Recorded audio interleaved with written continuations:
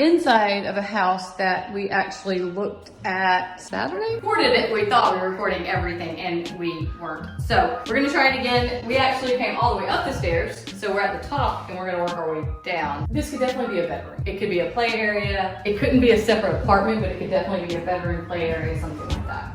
You wouldn't want it like a baby room or anything like that. It could be like an office. So we have 3 bedrooms, 3 baths. 3 bedrooms all have their own bath, which is great for like an Airbnb situation. I think there's enough land to put something for real back there. What do you think?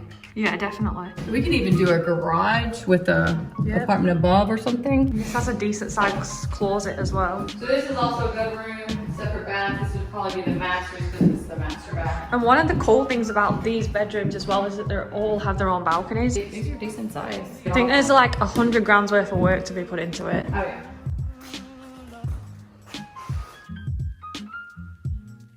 If you can hold the note for a little bit, and you need to figure that out, how long that time frame is. I would like to find a buyer that can buy this house, put it under contract. I will then put that house out there because I've got buyers. I've got people that are looking to buy, but they don't have the credit and they want to owner finance. They'll have like $25,000, $30,000 they can put down on the owner finance. And then at the end of 2 to 3 years, you put a balloon in that note. Buyer has to pay that off, like buy it out from under you with a mortgage, or you can choose to do whatever you want to with that house at that point. You can extend their contract. You can say, hey guys, if you can't buy it, you've got to get out. You keep all the money that they've paid down. You keep the house, you keep the equity in the house, and then you can resell it. Once I have the house and an owner financing buyer that wants to be in it, I can mark that up for an owner finance buyer on the back end because they're going to get funding 2 to 3 years from now. So the value should hold even if it's higher than what it's worth right now. Package that up to sell it to an investor who gets the financing on their own. So hopefully we can get you out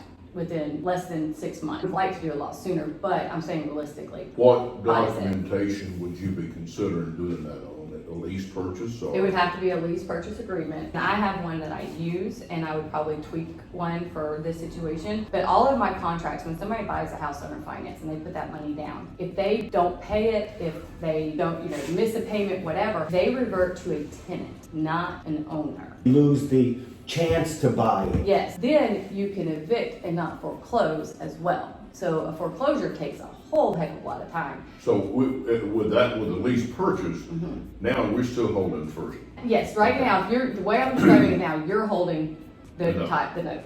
And then you would hold it till the contract balloons, and at the end of the balloon period, they can either buy it or get out or whatever. You hold the control. You hold what that contract does. I usually do 2 years and then up to 5 if it's agreed upon by both parties. You don't have to do that. That's just what I do in mine because I try to set my people up to succeed. Whoever, like if there's an end buyer involved, the end buyer would be the one that would be agreed on. At the end of next week, I should know how many of these I'll be able to do. Because I could sell this all day long on finance. And now you talk about the value of that. That home is going to go up in value. Right. Well. Right. The value that's in that neighborhood has not sold for that because they were modular homes. And if you can hold it for 2 to 3 years, you will make way more money than you will if you sell it right now. Because it's all free money and then you get the buyout. Yes, you don't have to pay any closing costs, realtor fees, none of that. We can do rehabs on this same thing. Right. What everybody's calling flippers. Right. We go in there and do a professional license inspection. And we get go in there and somebody. rehab that thing up to current code. Yes, I'm telling you, if this is something you want to partner on, like we can do together, I can find owner finance buyers all day long. Well, I just put out just a little quick thing on Facebook, and I've had multiple people reach out saying, I've got $30,000 down, I can pay $1,500 a month, but my credit is not where it needs to be for me to get a mortgage. We're gonna see more of that because of what we're gonna do right now. Exactly. You retain all rights to that property until that person buys it out from under you. We're gonna see a repeat of what 2006 and 7 Yes, was. and I made a killing off of owner financing houses because a lot of times these people will not buy it at the end of the 3 years or whatever, and they'll just walk away. They still can't buy it. Right. So then you do it again. You just go through and clean it up, fresh coat of paint, and start over. Yeah, I sold houses like 5 and 6 times the same house this way, because when I was owner financing it, I set them up. I was like, if you need help getting your credit fixed, whatever, like I explained everything, and I was very, because I wanted them to buy the house at the end. Just usually didn't work out. They And we do usually too. just didn't ever do it. I made a killing in the meantime, but I was also helping solve a problem because there was a housing issue.